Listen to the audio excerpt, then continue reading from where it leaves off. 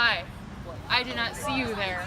Welcome to Channel 4 News. I am your host, Nora Goldsmith. Okay, today we're going to be talking about inhalants. So inhalants, they are chemicals in objects like aerosol spray, glue, paint, whoosh, and lighter fluid, or even whipped cream. And you can get addicted to them, so yes, they are drugs. While the products themselves are not illegal to purchase, using them as inhalants is illegal. And you can get a $500 fine and 6 months in jail. They are not safe and cause many harmful effects to the user and the people around. The two external effects about using inhalants is people can see them as an alternative to other mood-altering drugs like coke, marijuana. Okay. And they're also cheap and can be purchased illegally, and they're very easy to get. Also, their friends could be doing it around them, and the person may either feel peer pressure or left out, which is muy horrible if you ask me. Okay, so two internal effects, or two internal reasons that someone might abuse inhalants is they think it's a way to escape all of their problemas. But honey, no, that's false. You don't want to do that. They could also feel forced to by peer pressure, which we talked about before. Okay.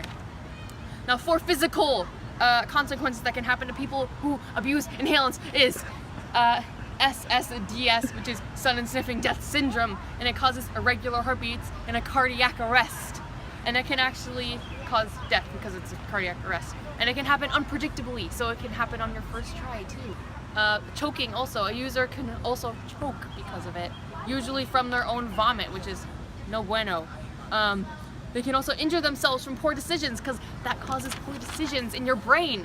So you can like crash your car into a tree. Also, it can cause asphyxia, which is when toxic fumes replace oxygen in the lung.